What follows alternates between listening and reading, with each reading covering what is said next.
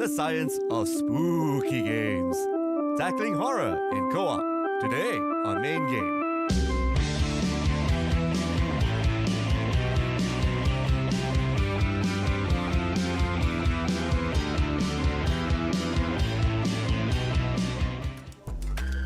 Hello and welcome to a spookier episode of Main Game where we dish out scares when needed even if it's not the 31st of October yet. I'm your harrowing host Aoife Hazim. And I'm your co-host Lewis of the Larcombe. But if you can't already tell, today's episode of Main Game is going to be about the art of horror. Whether it's of the survival variety or, well, that's the only one that matters in games really, we have you evil residents sorted. So let's not keep you waiting atop these silent hills and creep right into our first segment, Lowdown.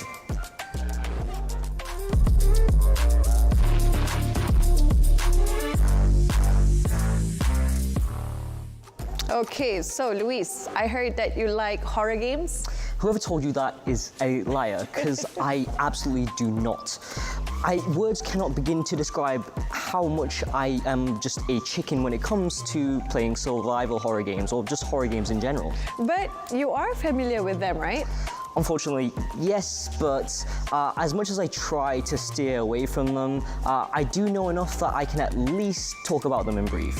While the horror game genre aims to spook you and add a sense of dread, survival horror games make players feel less in control than a typical action game through limited ammunition or weapons, but you'd be surprised because it actually has the opposite effect to most people. But these days, horror and survival horror have become kind of interchangeable in terms of name, and because they share similar mechanics and game design as well as perspectives. Okay, sounds like a topic worth diving in, and wouldn't you know it, our first segment of the day is about horror games and why they tick.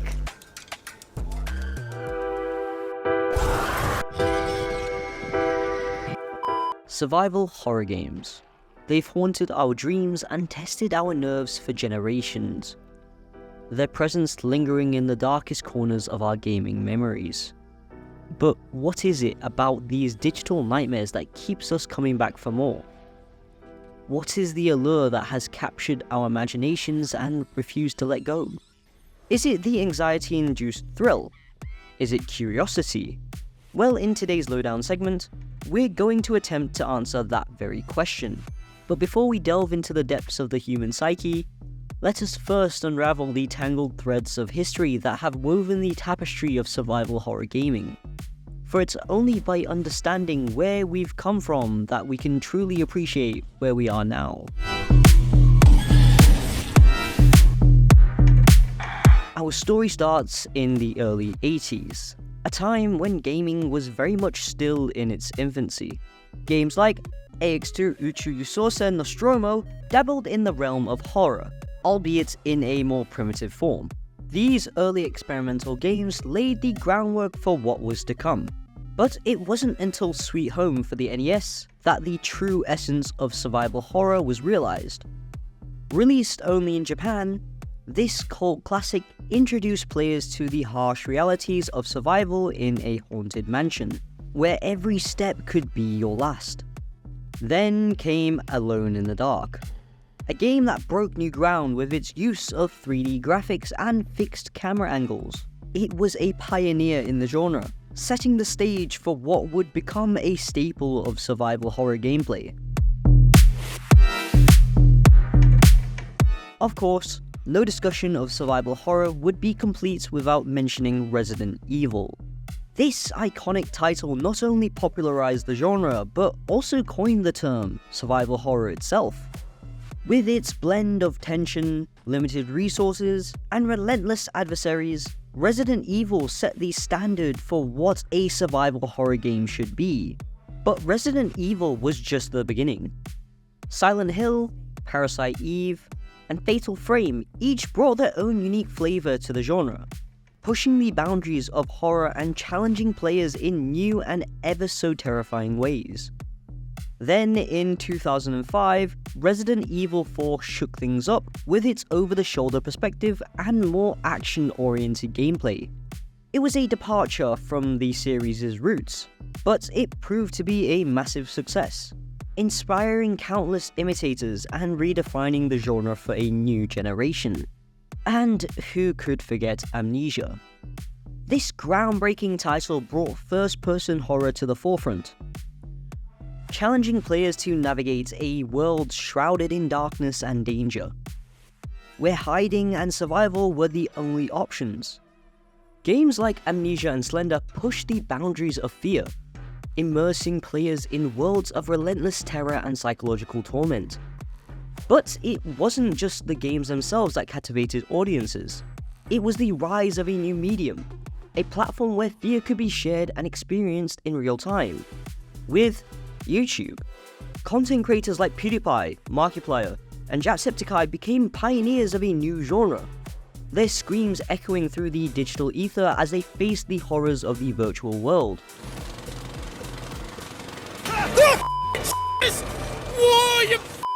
Through their videos, they invited viewers to join them on a journey into the unknown, sharing in the fear and excitement as they navigated treacherous landscapes and confronted unspeakable horrors. And in doing so, they gave birth to a whole new community, one built on shared experiences and a love for all things spooky and unsettling. So, what is it about survival horror games that keeps us ensnared within their sinister grasp?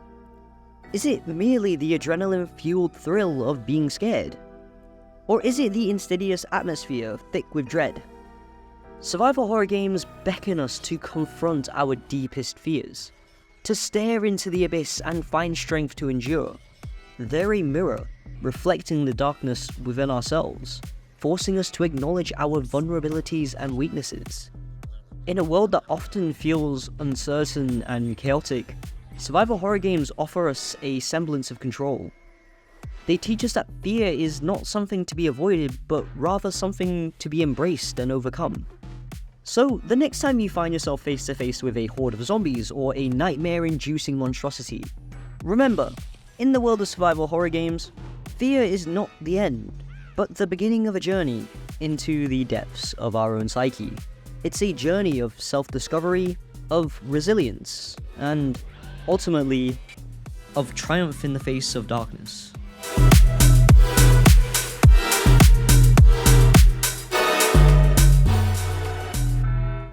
And that was a look at horror games and its survival horror subgenre, courtesy of my co-host Luis. Talk about facing your fears head-on, Luis. Well, when you're narrating an analysis you've written and edited yourself, it's not that scary in retrospect. Playing through these games and getting the footage yourself though, different story altogether. If it were up to me, I'd just turn the gameplay volume down so the sound effects just don't jump scare me. But thankfully we have live streamers and YouTubers doing that for us. Okay, but Luis, if I want to know, what are the most well-known horror games and survival horror game franchises? Well, I mentioned Alone in the Dark earlier on. The trilogy back in the 90s were critically acclaimed, but if you're talking about games you can get right now, there's Resident Evil 7, Resident Evil Village, and Resident Evil 2 Remake. I also had the chance to review the Resident Evil 4 Remake as well, and that was a solid effort from Capcom in remaking a game that really didn't need it, so a lot of Resident Evil. Okay, I'm probably not going to dip my toes in that genre anytime soon, but a series that has piqued my interest is the Alan Wake series. I heard the games have pretty good storytelling and narrative beats amidst the scares, especially part 2.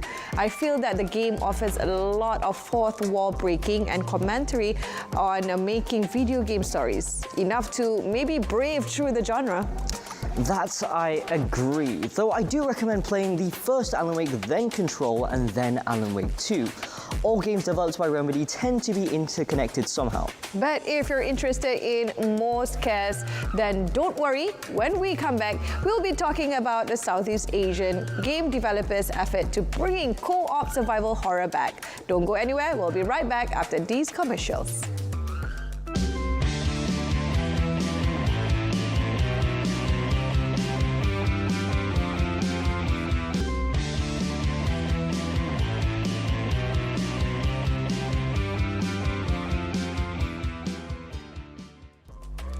Welcome back, Mean Gamers. Okay, so horror games are arguably one of the most famous genre of games to play and live stream, but is there a place for the genre to have extra players coming in? Let's find out in this in-depth look at an upcoming indie game from Southeast Asia.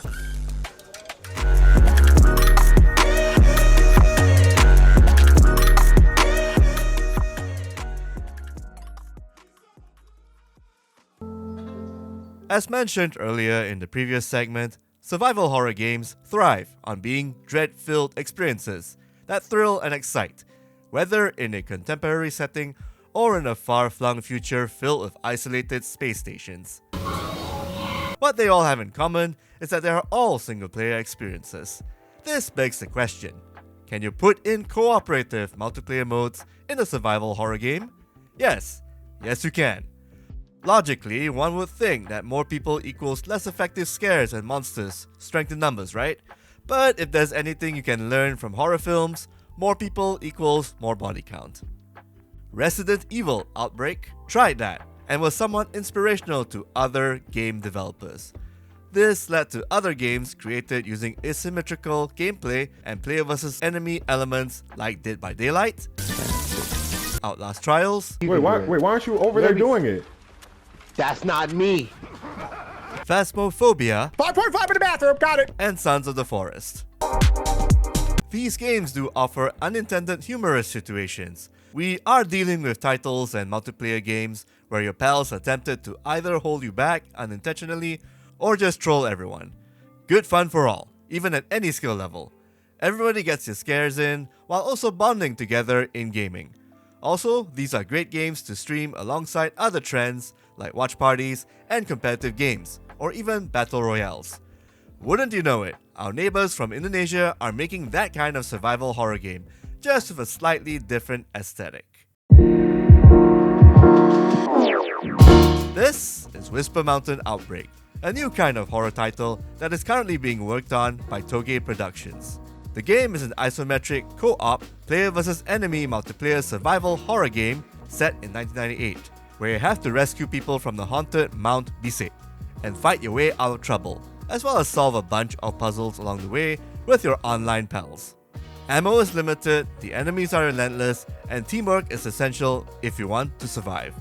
And if you are good, you can uncover the town's dark secrets and find out the truth amidst the claustrophobic, inducing environments and limited viewpoint you're forced to deal with.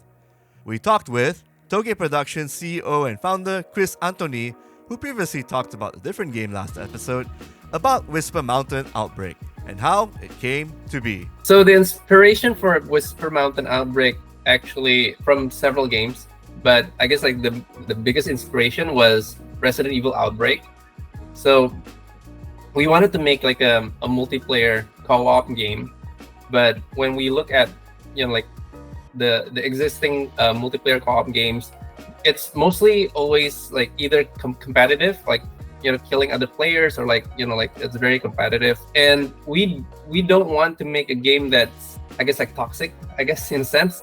So I remember playing Resident Evil Outbreak like back in the PlayStation 2 era, and I thought like, wow, that game is like super cool because you focus on collaborative, cooperative experience with other players, and you try to survive together and solve puzzles and try to find a way to escape. Sadly, the game was, I guess, like too ahead of its times, and internet back then wasn't as good as today. So the game flopped, but I guess like in terms of like game design, it's like there's something that's really good there. As to what the challenges are when making a survival horror game of this caliber, here is what Chris had to say. Whisper Mountain Outbreak is our first time making like a full real-time multiplayer game. So figuring out like the multiplayer aspects, it takes a while, and it we have to do like a lot of trial and error, and in figuring out like how latency, because like there's a lot of, you have to deal with lags, sometimes player get disconnected, and how do you handle that during mid game. So a lot of like very technical regarding like the multiplayer aspect. So another aspect, like one of the tricky part, is actually designing the puzzles, because like we want to make every time you play the game, some of the puzzle elements will be randomly generated. So you don't, so players cannot memorize like, okay, so to open this door, the code is this. So we don't want that to happen. So we have to kind of like make it randomly generated every time you play, but also not breaking the flow, because like if it's completely random, then sometimes maybe the puzzle it's unsolvable. So we have to figure that out. Like, how can we randomize it to a certain extent that it's still solvable, but it's also still interesting every time you play it. So yeah, there's like a lot of like learning, experimentation in figuring that out as well. I guess like the goal is to have somewhat like a playtest or like an open beta by the end of the year. I guess we cannot disclose like a release date yet, but hopefully early 2025, hopefully the game will be available. And that was a lovely sneak peek at the upcoming co-op survival horror game Whisper Mountain Outbreak. Luis, did you get some hands-on time with it while it was available at public game expos like Level Up KL? Yes, I was actually lucky enough to play the demo a couple of times, once in person, side by side with the devs themselves, and also online at home. And honestly, this game has so much potential. I know earlier I said I'm an absolute chicken when it comes to playing horror games, and while that's still true, I do absolutely do anything to avoid playing them, even the cute pixely ones like this. Well, I'm sure that's the emphasis on multiplayer does help you alleviate some anxiety, right? Yes, of course, and I think that's why I actually enjoyed playing this game. It definitely brings me back to the days when I used to hop on Call of Duty Zombies with my friends when I was younger, but that nostalgia is topped with the commercial appeal of the game. I can definitely imagine that this game will be an absolute hit with collaborative live streamers for sure. Speaking of nostalgia, apart from Resident Evil games, what else was big back in the 2000s? Well, off the top of my head, you have character action games like the Devil May Cry series by Capcom that, interestingly, was supposed to be a Resident Evil entry, but became its own game series. Oh, okay, really? Yeah, it originally started off as Resident Evil 4, with the former Capcom director Hideki Kamiya wanting it to be the next Resident Evil game, but to have more action features. But since it deviated so much from the survival horror elements, it morphed into the Devil May Cry character action game that we know and love today. Speaking of character action games, we do have a stylish action game to talk about that's homegrown. We'll talk more about it when we come back after the commercial break.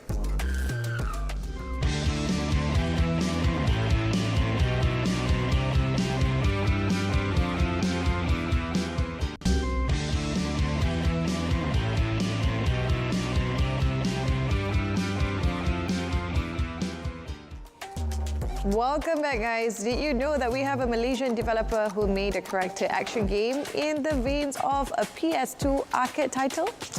Yes, I in fact did know that, Aoife, and it's a pretty solid one at that.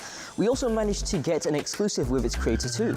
Here's an indie spotlight on Ghost Machine games and their action title. Roll it.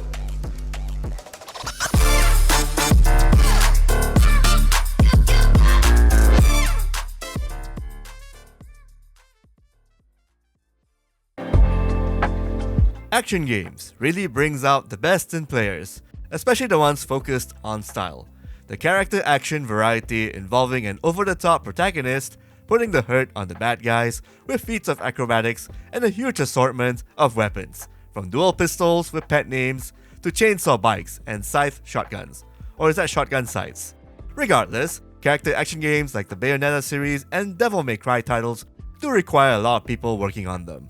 But what if we told you that there is a small-time studio in Malaysia who has the chops for action games of this caliber, albeit in a smaller indie scope? Especially if the staff had worked with said experts in the field? Meet Ghost Machine Games, an indie Malaysian game development team who made the action game Katana Rama. In Katana Rama, you play a cyber ninja hacker program whose mission is to break out of a digital security system. You do this by using a katana, dashing and slashing your way to the exit. The controls are spot on, the graphics have that cool low poly look to it, and the overall gameplay and feel remind us of the PlayStation 2 era Shinobi games, but for all ages, since that game had blood and dismemberment galore. We talked to Ghost Machine Games founder Vic Ek, aka V8, about the game's development process and how he brought his past experiences working on Astral Chain, please make a sequel for that, it's so good, and other Platinum Games titles onto his indie projects. Katana Rama's main inspiration is a game called Shinobi in PS2. In that game, you play as a ninja, where you can do what a ninja does in video games. You can wall run, you can dash around, and you take down enemies one by one with like surgical precision. And that one by one type of approach in an action game is getting lesser in the market. So we look at that and we say, perhaps that is something we can do ourselves, which is we go attack enemies one by one rather than having to group them up in a single strike. So that we translate that in modern day aesthetic and try to make it into not just having another ninja game, but also having like a neon cyberpunk cyber aesthetic, and that's how Katana Rama came to be. V8 also shared with us the challenges of being an indie game developer and making an action title like Katana Rama. At first, when I started Katana Rama, I was a one-man team in terms of programming and whatnot. After a while, I start hiring and I hired my lead programmer. And when he sees what I have done to the programming of the game, it's like, this is a no-go. We have to revamp a lot of these features in the game. So a lot of the features are reworked from top to bottom. In the end of the day, the game runs like a dream when it released. So I have to credit that to my lead programmer for doing that for the game.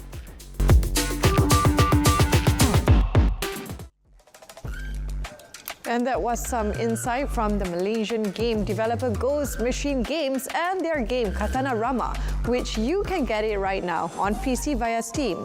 Did you give it a go, Luis? Yes, I did, and while it was short, it was really sweet. I do hope to see more action games just like this from Ghost Machine Games. What other action games of this kind would you actually recommend, Luis?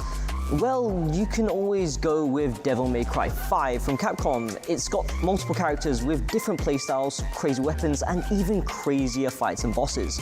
And you can't beat chainsaws that double as motorbikes. Do you know what's even crazier than that, actually, Luis?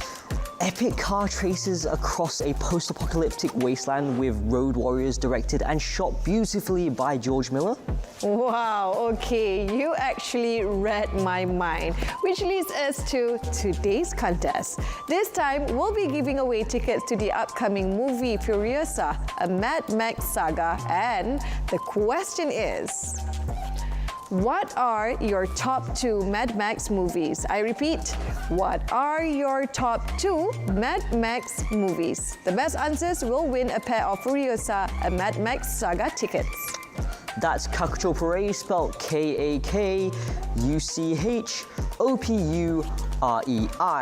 And thank you again to Warner Bros. For sponsoring these tickets. And thus, we conclude this episode of Main Game, where we hope you understand why people play horror games now, and also highlight yet another brilliant game made on Malaysian soil. I'm your co-host, Lewis Larcombe. And I'm your host, Ifa Hazim, telling you to keep extra space in your attached case for green and red herbs. Bye-bye. Bye-bye.